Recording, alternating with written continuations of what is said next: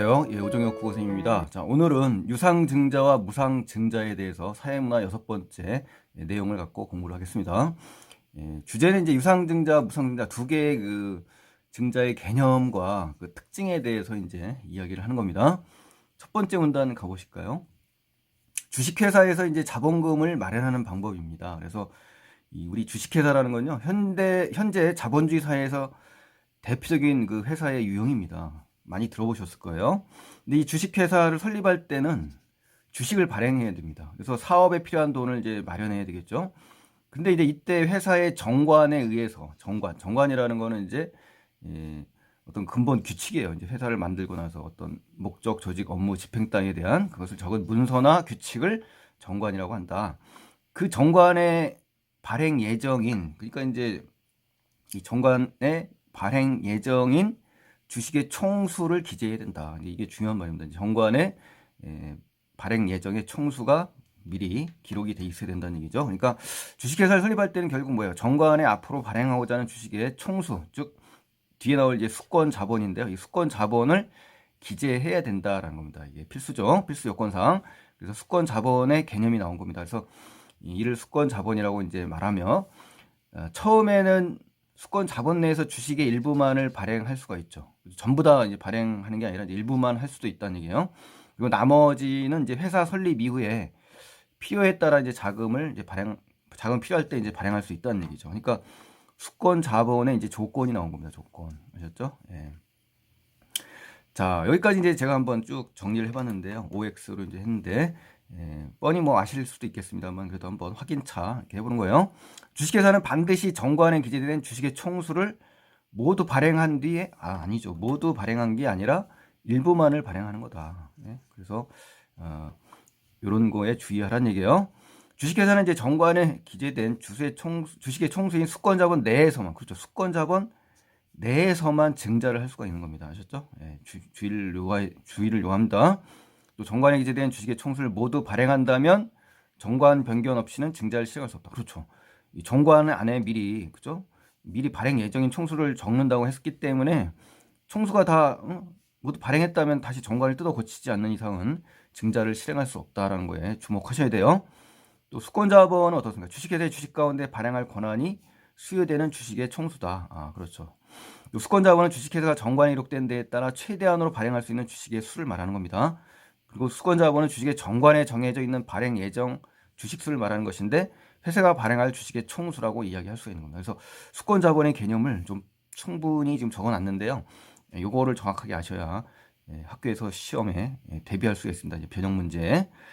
자, 그다음에 이제 8번에 가시면 이제 무상증자도 수권 자본 내에서 그냥 유상증자만 그런 게 아니라 무상증자든 유상증자든 다 똑같다는 거예요. 그래서 새로운 주식을 발행해야 된다. 그리고 증자는 반드시 정관에 기재된 수권 자본 내에서만 가능하다라는 것을 다시 한번 반복하고 싶습니다, 여러분. 그래서 여기 짧은 내용이지만 이렇게 많이 변형돼서 문제가 나올 수가 있습니다. 그래서 수권 자본의 개념을 조금 더 세밀하게 아시고 계시는 것이 시험 문제 대비할 때 유리할 것 같습니다. 자, 이렇게 실제 발행한 주식의 수와 주식의 액면가를 곱한 것을 이제 자본금이라고 한다. 자본금의 개념이 나왔죠. 자본금은 결국 뭐다? 주식의 액면가라는 거는 가격이 미리 그 주식에 써 있는 걸 얘기하는 거예요. 그래서 발행한 주식의 수를 곱하는 것이 자본금이다. 그래서 액면가가 나왔네요. 화폐나 유가증권단의 표면에 적힌 가격이라고 하네요. 그렇죠? 예. 그래서 자본금의 개념을 숙지하시고요. 예를 들어 액면가가 만약에 1,000원이다. 그러면 10,000주를 발행했다 그러면 1,000만 원이 되는 거죠. 당연히. 하지만 주식회사에서 초기의 자본금만으로는 사업을 유지할 수 있는 건 아니죠. 그래서 자본금의 지금 사례를 지금 쭉 제시한 거고요. 회사를 경영하면서 더 많은 돈이 필요하게 될 수 있죠. 이럴 때는 어떻습니까? 금융기관에서 대출 받거나 또 회사의 채권을 발행할 수가 있죠. 두 가지 방법. 하지만 이 대출이나 채권은 어떻습니까? 부담이 되죠. 어떤 원금도 상환해야 되고 이자를 지급해야 될 의무가 발생하면서 장기적으로, 그렇죠? 장기적으로 회사에 짐이 될 수가 있습니다. 그렇기 때문에 선호하지 않아요, 회사에서. 따라서 어때요? 따라서 이런 방법들 말고 더 많이 쓰는 방법이 있대요. 그게 바로 뭐다? 주식을 새로 발행하는 겁니다. 주식을 새로 발행. 그래서 이것을 뭐라고 한다? 증자라고 하는 거예요. 주식을 새로 발행하면 자본금이 늘죠. 그 자본금이 바로 증자가 되는 겁니다. 자본금을 늘리는 것을 그죠? 증액한다는 거잖아요. 그러니까 자본금을 늘리는 것이 증자다. 이렇게 꼭 개념을 알고 계셔야 됩니다. 주식을 새로 발행해서 자본금을 늘리는 것을 증자다. 이렇게 증자의 개념을 정확히 머릿속에 넣어 주셔야 됩니다. 자, 이걸 또 정리할까요? 첫 번째, 회사에서 자금을 마련한 방법으로 대출이나 채권이 있다. 그렇죠. 그리고 원금 상환, 이자 지급 의무가 발생해서 선호하지 않는다. 그렇죠. 또 증자는 새로 주식을 발행해서 자본금을 늘리는 거다. 맞죠? 증자는 대출이나 채권 발행과는 달리 원금 상환이나 이자 지급의 의무가 발생하지 않는다 그랬죠. 예, 증자는 회사의 이자 지급에 대한 부담이 없죠. 그래서 이렇게 해서 간단하게 이거는 뭐 어렵지 않네요. 그렇죠? 그래서 증자의 개념을 정확하게 기억하시기 바랍니다. 자, 이제 두 번째 문단으로 가겠습니다. 두 번째 문단에 가시면 유상 증자의 개념이 나오고요. 또 모집 대상에 따른 방식 두 가지 방식에 따라서 이제 이야기를 하는데요. 보시죠. 증자에는 이제 두 가지 방식이 있다고 합니다. 그래서 첫 번째는 주식을 발행할 때 주주들에게 이제 대가를 받는다. 그러니까 대가를 받으니까 뭐 당연히 뭐예요? 유상증자죠, 유상증자. 돈을 받으니까. 그래서 회사는 새로운 사업을 하기 위한 자금을 마련하려면 첫 번째 유상증자를 실시할 수 있다는 게 이거에 맞는 거죠. 그래서 또 자금 조달 목적이 신규 사업 자금일 때, 이럴 때 증자의 목적은 새로운 사업을 하기 위한 자금 마련이죠. 당연히 이러한 경우가 발생할 수 있다는 거예요. 유상증자를 하기 위한 그러한 그 사례들이요. 또 세 번째, 새로운 주식을 발행하는 그 가격이 있죠. 그 가격은 대가를 받고 주식을 판매하는 것을 의미하는 거죠. 그렇죠? 당연히 주식을 판매해서 증자를 하는 이유가 바로 그거지 않습니까? 주식을 판매해서 대가를 받는 거죠. 이게 유상증자는 그렇다는 얘기예요. 그래서 모집 대상을 기준으로 해서 이제 세 가지로 이제 분류한다고 합니다. 그래서 보실까요? 첫째, 기존의 주주들을 대상으로 주식을 발행하는 주주 배정 방식이 있다고 합니다. 그러니까 이건 뭐냐면 기존의 주주를 대상으로 하는 겁니다. 이건 뭐냐면 새로운 주식을 발행하는 기본적인 방식이래요. 가장 기본이에요. 그래서 기존 주주들의 권리를 보장해야겠죠. 당연히 기존 주주를 대상으로 하니까. 그래서 기존 주주들이 보유하고 있는 주식의 비율대로 새로운 주식을 구입할 수 있는 권리를 가진 거네요. 보유 주식의 비율대로 새로 구입할 수 있는 권리를 준다. 이게 바로 주식 구입 여부를 결정할 수 있다네요. 그래서 기존의 주주들을 권리를 보장하는 방법이네요. 그래서 주주 배정 방식의 특징은 뭐냐? 첫 번째, 유상증자를 실행할 때 주주 배정 방식을 선택하면 어때요? 기존의 주주들은 회사에 새로운 주식을 구입할 수 있다 없다? 있다 이거죠. 그렇죠? 그리고 주주 배정 방식은 어때요? 기존의 주주들이 가진 주식에 비례해서 그렇죠? 새로운 주식을 나눠주는 거죠. 비례해서요. 특정인에게 주식을 판매하는 제3자 배정 방식에 비해 어때요? 경영권에 문제가 생길 가능성이 낮죠. 그렇죠? 왜냐하면 같은 주주 이내, 기존 주주 내에서만 이동이 되는 거니까요. 그렇죠? 경영권의 문제는 생길 가능성이 없어요. 4번, 특정인에게 지분이 몰려서 회사의 경영권에 문제가 생길 수 있다. 이것이 이제 아니라는 거죠. 이것이 뭐 특정인에게 지분이 몰리는 게 아니라 지금 비율만큼 그렇죠? 새로운 주식을 구입할 수 있는 권리가 있는 거기 때문에 경영권에 문제가 생길 수는 없다. 뭐 이런 얘기죠. 가능성이 낮다는 거죠. 전혀 없다는 게 아니라. 둘째, 불특정 다수의 투자자들이 있습니다. 그렇죠? 새로운 주식을 발행하는 것을 일반 공모 방식이다. 그렇죠? 이제 특정돼 있지 않은 다수입니다. 그래서 일반적이라는 얘기를 하는 거죠. 이 방식을 시행하게 되면 새로운 주주들을 모을 수 있죠. 그렇죠? 새로운 주주가 생길 수 있죠. 그리고 기존 주주들은 어때요? 주식 보유 비율이 낮아질 수 있죠. 그렇죠? 그 주가의 하락으로 결국 손해를 입을 수가 있습니다. 그래서 대부분의 유상증자는 기존의 주주들에게 먼저 하는 겁니다. 먼저. 그리고 나서 배정 후에 기존의 주주들이 구입하지 않은 나머지 주식이 있을 거 아니에요? 그걸 이제 일반 공모 방식으로 처리한다는 얘기예요. 어쨌든 간에 기존 주주들의 권리를 먼저 보장해 주는 것만은 맞네요. 이것도요. 그래서 이제 일반 공모 유상증자의 특징을 이제 적어봤는데요. 유상증자의 여러 방식 중 어때요? 기존 주주들의 권리 우선적으로 보호합니다. 그렇죠? 예. 두 번째, 주주 배정 방식은 기존 주주들의 권리를 보장하는 방식이죠. 그렇죠? 일반 공모는 어떻습니까? 기존 주주들의 권리를 보장하기 위해서 먼저 이제 주주 배정 방식을 실행한 뒤에 이제 이루어지는 것이 일반 공모라고 그랬어요. 네 번째, 제3자 배정 방식은 기존 주주들의 이해관계를 침해할 수도 있죠. 그렇죠? 그렇기 때문에 정관에 의거나 주주들의 의견을 거치는 등의 규제 속에 이루어진다. 이거는 이제 다음 이 부분에서 이제 이야기할 텐데 미리 한번 보시죠. 그렇죠? 이해관계를 침해할 수 있기 때문에 정관에 의하거나 그렇죠? 정관이라든가 주주의 의결을 거친다. 그 다섯 번째, 증자의 방식이 주주 배정 이후에 일반 공모잖아요. 그러니까 기존의 주주들이 우선권을 갖고 있다. 이건 맞는 거죠. 또 기존의 주주들이 새로운 주식을 모두 구입한다면 일반 공모는 실행되지 않을 수도 있다는 겁니다. 그렇죠? 이렇게 이제 응용이 될 수가 있습니다. 그러니까 정확하게 파악을 하셔야 됩니다. 이렇게 변형이 될 수가 있어요. 일반 공모가 반드시 실행되는 게 아니라는 거죠. 자, 7번째, 새로운 주주들이 생기지 않을 수도 있는 거죠. 그러니까 일반 공모가 실행되지 않으니까 당연히 새로운 주주들이 반드시 생긴다라는 말을 한다면 그거는 틀린 답입니다. 그래서 여러분께서 변형될 수 있는 문제의 소지가 있는 것들이기 때문에 제가 OX로 좀 해봤어요. 그래도 뭐 뻔히 아는 내용이라고 하지 마시고 한번 다시 점검을 해주세요. 자, 마지막으로 이제 특정인에게 새로운 지식을 발행해서 투자금을 받는 제3자 배정 방식이 있다. 그렇죠. 이는 주로 회사와 밀접한 관련이 있는 특정 대상의 투자가 필요할 때 이루어지는 거잖아요. 그러니까 특정한 대상입니다. 이제 일반적으로 이제 특정 다수가 아니라 특정이 돼 있는 거예요. 특별히 정해진 거죠. 그 투자자가 있을 거 아닙니까? 그 필요할 때 이루어지는 건데요. 예를 들어서 신기술 도입이라든가 재무 구조 개선 등 이렇게 회사의 경영상 목적을 달성하기 위한 특별한 목적으로 한정되는 겁니다. 그래서 제한돼 있죠. 그래서 제3자 방식 배정 방식이 실행할 수 있는 이유는 바로 여기에 제시된 거고요. 자, 3가지로 정리해봤습니다. 특정 목적이 있는 경우에는 기존의 주주 이외에, 그렇죠? 기존 주주 이외에 제3자에게 주식을 나눠줄 수 있다. 아, 이건 틀렸네요. 그렇죠? 기존의 주주 이외에 제3자에게 주식을 나눠줄 수 있는 것은 잘못됐고요. 특정한 목적이 있을 때 제3자에게 주식을 판매하는 것은 유상증자의 방식입니다. 주식을 나눠주는 게 아니라 주식을 판매하는 것이죠. 제3자에게. 또 무상증자는 기존 주주들에게 주식을 나눠주는 거죠. 그렇죠. 무상증자가 바로 기존 주주들에게 주식을 나눠주는 거고요. 유상증자는 판매하는 겁니다. 그래서 1번은 잘못됐고요. 또한 기존 주주들의 이해관계나 지분에 따른 경영권에 문제가 발생할 수 있으니까 정관에 반드시 의하거나 정관에 관련 규정이 없을 경우에는 이사회의 의결이라든가 그렇죠? 아니면 주주들의 의결 절차를 거쳐야 됩니다. 그래서 대체로 어떻다? 엄격하다, 규제가 엄격하다 이런 얘기를 하고 싶습니다.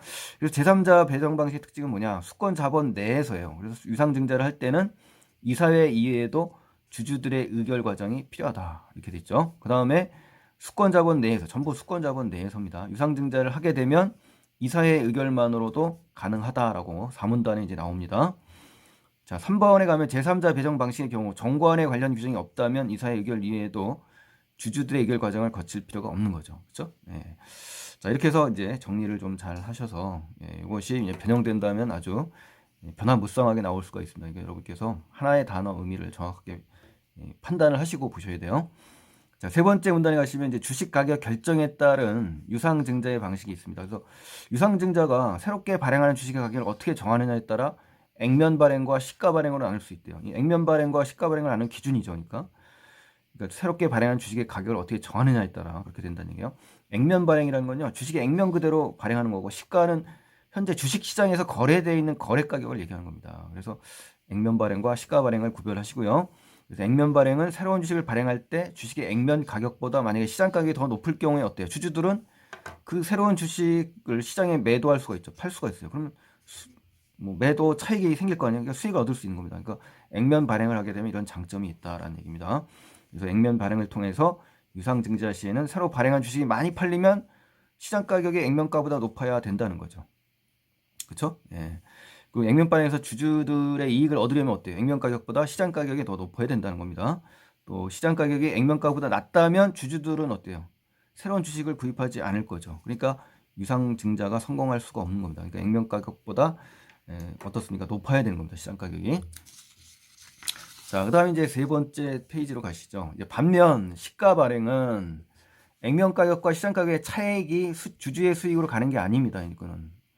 그래서 회사의 자본 잉여금으로 적립되는 거예요. 그러니까 시가 발행은 이제 주의 깊게 보셔야 됩니다. 왜냐면은 이게 중요합니다. 주주의 수익으로 가는 게 아니라 누구한테 간다? 회사의 자본 잉여금으로 가기 때문에 여기서 이제 출제할 확률이 많아요. 회사가 이를 다양하게 활용할 수 있는 장점이 있죠. 그러니까 시가 발행의 장점이 되는 겁니다. 그래서 대부분 회사들은 이 방법을 선택을 한다고 합니다. 그래서 그렇지만 유상증자를 하는 경우 주식의 총수가 늘어나기 때문에 어때요? 주식의 가격이 하락할 수가 있습니다. 주식이 많아지면 가격이 하락하게 되거든요. 그래서 시가 발행을 하는 경우에는 현재 시장 가격보다 어때요? 할인된 가격. 그러니까 미리 가격이 하락할 수 있으니까 미리 할인된 가격으로 주식을 싸게 발행하게 되는 겁니다. 그래서 할인하는 이유가 지금 여기 제시되어 있죠. 시가 발행 시 주식 가격을 할인하는 이유 중요합니다. 이 내용. 이때 회사는 어때? 기존의 주식 수라든가 새로 발행하는 주식 수라든가 현재 시장 가격 등을 고려해서 이제 할인의 폭을 이제 정하는 거죠. 몇 퍼센트를 할지. 그래서 시가 발행 시 주식 가격의 할인폭을 정하는 기준이 여기에 나온 겁니다. 예. 자, 요거는 이제 수능 특강 문제에 나온 걸 좀 써봤는데요. 현재 주식시장에서 만약에 이 회사의 1주당 가격이 만약 5,000원이다 그런 경우, 또 이 회사의 주식 액면가가 1,000원이다. 그렇죠? 새로운 주식은 이제 4,500원에 이제 발행이 된다는 겁니다. 왜 그러냐면 이 유상증자는 시가 발행이 되겠죠. 당연히 차익이 있으니까. 이 시가 발행의 경우 시장 가격을 기준으로 하여 할인을 적용하면 할인이 만약 10%다 한다면 현재 시장 가격은 당연히 5,000원이 되겠죠. 예, 5,000원. 그죠? 5,000원에 10%는 4,500원이죠. 이게 새로운 주식을 4,500원에 발행하게 되는 겁니다. 자, 네 번째 이제 유상증자의 특징으로 가시면요. 유상증자는 회사가 발행한 주식을 누군가가 사는 것이기 때문에 대출을 받거나 채권을 발행할 때와는 다르죠. 그래서 원금을 상환하거나 이자를 지급할 필요가 없습니다. 그래서 회사가 유상증자를 선호하는 이유가 바로 여기에 있는 겁니다. 새로 발행한 주식의 수에 비례해서 자본금이 늘어날 수 있고요. 또 시가 발행을 할 경우 액면가격과 시장가격의 차이만큼의 이익을 얻을 수도 있습니다. 그렇기 때문에 전체적으로 재무 구조 개선에 도움이 됩니다. 그렇죠? 또한 정관에 기재된 수권자본 내에서 일반적으로 이사의 의결만으로, 그렇죠? 아까 사문단에 있다는 내용이 여기에요.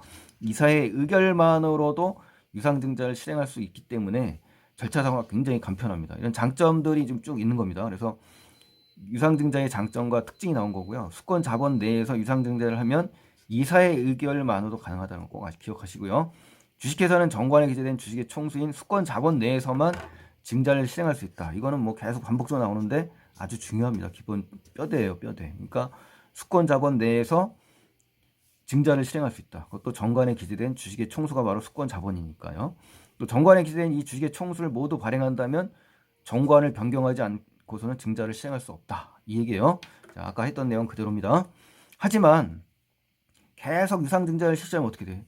채무 구조가 불안정하다는 것을 의미하는 거죠. 반복적으로 만약에 하게 되면 주가 하락이 이어지고요. 장기적으로는 기업 가치가 하락할 수가 있습니다. 그래서 안 좋습니다. 그래서 유상증자를 반복적으로 시행할 경우에 재무 구조가 불안정하다. 그렇죠? 주가 하락으로 이어진다 이거죠. 그래서 주가 하락을 우려해서 기존 주주들은 어때요? 추가적인 유상증자에 반발할 수도 있죠. 그렇죠? 또 기존 주주들은 회사의 주식 가격이 떨어져서 손해를 볼 수도 있기 때문에 반발할 수 있는 여지가 있다라는 것까지 기억해 주시면 좋겠네요. 자, 이제 무상증자의 개념입니다. 유상증자가 아니라 이제는 무상증자예요. 그 개념과 방식에 대해서 이제 대비를 해 보셔야 되겠습니다. 한편 증자의 다른 방식으로 주식을 발행하지만 대가 없이 나누어 주는 거다. 그러니까 이거는 뭐다? 무상증자다. 이 무상증자도 이제 유상증자와 마찬가지로 새로운 주식이 발행하는 것이기 때문에 자본금의 총액은 증가하게 된다. 요거 조심하셔야 돼요. 자본금의 총액이 증가한다는 거죠. 하지만 주주들에게 주식이 무상으로 제공되기 때문에 회사에 실제로 돈이 오는 게 아니죠. 실제 돈이 들어올 리가 없겠죠. 하지만 자본금은 증가한다. 요 말을 꼭 기억하셔야 됩니다. 그래서 자본금의 총액은 증가하지만 자산의 총액은 감소한다. 이 말은 틀렸습니다. 자산의 총액은 감소하는 게 아닙니다. 자본금의 총액은 증가하는 게 맞아요. 그래서 무상증자는 잉여금을 자본금으로 이동시키기 때문에 자본금의 총액은 늘어나는 거예요. 그래서 자산의 총액은 변동이 없는 겁니다. 감소하는 게 아니라 자산은 그대로, 그렇죠? 실제 돈이 들어오는 게 아니기 때문에 자산 총액은 그대로고 자본금의 총액은 늘어나는 겁니다. 왜냐? 잉여금을 자본금으로 이동시키기 때문에 그래요. 뒤에 나옵니다. 다시 한번 확인시켜 드릴게요. 그렇다면 어떻게 자본금이 늘어나는 것일까? 그렇죠. 이유가 나왔죠. 문제를 제시했죠. 회사의 자산은 자기 자본과 부채로 조달된대요. 그렇죠. 자본과 부채를 합한 게 회사 자산인 겁니다. 자기 자본은 자본금과 잉여금으로 구성되죠.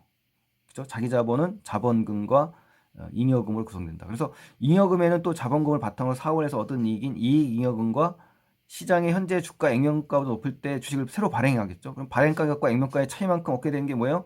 자본 잉여금입니다. 그래서 이 무상증자는 이러한 잉여금을 자본금으로 이동시키는 거다. 여기 나왔네요. 잉여금을 어떻게 자본금으로 이동하기 때문에. 그렇기 때문에 자본금이 증가할 수밖에 없다는 거죠. 그렇죠? 무상증자를 했을 때 자본금이 증가하는 이유입니다. 그래서 이 부분이 상당히 중요하기 때문에 이 부분을 반드시 기억을 하셔야 되겠습니다. 그래서 시험에 반드시 출제될 것 같아요. 자, 그래서 이제 그 앞에서 말한 요 개념부터 볼까요? 자본에는 자본금 더하기 잉여금이 자본입니다. 아셨죠? 그 잉여금 안에는 자본 잉여금과 이익 잉여금이 있다는 얘기예요. 그것이 합해서 자본이 되는 겁니다. 요것을 알고 계셔야 됩니다. 자, 첫 번째 이 회사의 매출이 올라서 많은 이익을 얻었다면 주식을 새로 발행할 수 있는 여력이 올라가는 거죠. 그렇죠? 회사의 매출이 올라서 많은 이익을 얻었다면 회사의 자산 중 뭐가 오른 겁니까? 이익 잉여금이 증가한 겁니다. 또 무상증자는 새로운 주식의 발행을 통해 이익 잉여금이나 자본 잉여금을 어디로? 자본금으로 이동시키는 겁니다. 그러니까 자본 잉여금, 이익 잉여금이 어디로 간다? 예, 자본금으로 이동된다. 이렇게 아셨죠? 예. 자, 잉여금이 늘어날수록 어때요? 주식을 새로 발행할 수 있는 여력이 상승한다는 거, 예, 이거 꼭 기억하시고요. 그래서 잉여금 중 일부에 해당하는 금액만큼의 주식을 발행한 다음에 기존의 주주들이 보유한 주식의 비율에 따라 또 주식을 나눠주기 때문에 무상증자를 하게 되면 잉여금은 줄어들 수밖에 없죠. 잉여금을 주는 거니까. 그럼 뭡니까? 자본금은 늘어나는 겁니다. 자본금. 아셨죠? 예, 잉여금이 줄어들고 자본금이 늘어난다. 자, 여섯 번째 마지막 단락입니다. 무상증자의 특징입니다. 무상증자는 어때요? 회계상으로 자본금이 증가하는 겁니다. 기존 자산 내 숫자가 이동한 것일 뿐 실제로는 어때요? 자산이 늘어나는 게 아니죠. 예, 그래서 무상증자는 자본금의 총액은 증가합니다. 하지만 자산의 총액은 감소했다. 이 말은 틀리다는 얘기 아까 하셨죠? 예, 아까 했죠. 자산의 총액은 변동이 없다. 이 얘기가 여기서도 다시 한번 확인을 한 겁니다. 중요합니다. 또 기존의 주주는 어떻습니까? 새로운 주식을 받을 수 있기 때문에 보유한 주식의 수는 증가하지만 시장 전체의 주식 수가 늘어난 만큼 주당 가격은 떨어지게 됩니다. 그래서 주주들 각자가 보유한 주식의 전체 가치는 달라지지 않는 겁니다. 자, 그래서 무상증자의 특징은요. 결국 기존의 주주가 새로운 주식을 받게 되면 보유한 주식의 가치는 올라간다? 아닙니다. 예, 올라가지 않습니다. 똑같아요. 무상증자는 기존의 주주들에게 새로운 주식을 나눠줘 보유한 주식의 숫자는 늘어납니다. 아셨죠? 예, 숫자는 늘어나요. 주당 가격은 떨어지니까 기존 주주들이 보유한 주식의 전체 가치는 변동이 없는 겁니다. 아셨죠? 예. 하지만 무상증자를 실시한다는 것은 회사 내 잉여금이 많다는 거잖아요. 그렇죠? 그만큼 재무구조가 건전한 것으로 해석될 수 있기 때문에 투자자들은 어떻습니까? 이걸 보고서 심리적으로 긍정적인 영향을 끼칠 수가 있습니다. 그래서 투자를 할 확률이 많은 거죠. 그래서 무상증자의 장점입니다. 그래서 자본 잉여금이 늘어날수록 잉여금이 늘어나는 것은 재무구조 개선에 도움을 주는 겁니다. 그래서 유상증자의 결과로 회사의 잉여금이 많아져서 재무구조에 부담을 줄 수 있는 게 아니라 개선에 도움을 주니까 이 내용은 틀린 거네요. 자, 이렇게 해서 이제 본문을 정리했고요. 이제 마지막으로 요약하면서 정리를 하고 마치겠습니다. 이 글은 이제 주식회사의 증자에 대해 설명합니다. 증자. 그래서 증자는 주식을 새로 발행해서 자본금을 늘리는 거죠. 그래서 유상증자와 무상증자가 있는데 유상증자는 새로운 주식을 발행할 때 대가를 받는 겁니다. 그래서 모집 대상을 기준으로 주주 배정 방식 일반고요. 가격을 정하는 방법에 따라 액면 발행과 시가 발행으로 나눌 수가 있습니다. 그래서 유상증자는 원금을 상환하거나 이자 지급에 대한 부담이 없어요. 그래서 자본금을 증가시키는 효과가 있지만 반복적으로 실행할 경우에는 주가 하락으로 이어져서 장기적으로는 기업 가치 하락을 유발할 수가 있습니다. 무상증자는 어떻습니까? 새로운 주식을 대가 없이 주주들에게 나눠주죠. 그렇기 때문에 잉여금이 있습니다. 이 잉여금이 자본금으로 이동시켜집니다. 그래서 자산의 구성을 변화시키는 방식으로 이루어집니다. 그래서 무상증자는 보유 자산이 실제로 늘어나지는 않지만 투자자의 심리에 긍정적인 영향을 미칠 수 있는 장점이 있다까지 정리를 해주시면 좋겠습니다. 자, 그래서 다소 경제 부분은 이제 어려움을 갖고 있는 것 같습니다, 여러분들. 그래서 이 경제 부분은 좀 꼼꼼하게 더 공부를 하시고요. 반복적으로 보시면서 정리를 하시면 더 좋겠습니다. 자, 오늘 도움이 되셨다면요. 구독 안 하신 분은 구독 버튼 눌러주시고 좋아요 버튼 눌러주시면 고맙겠습니다. 다음 영상에 또 뵙겠습니다. 고맙습니다.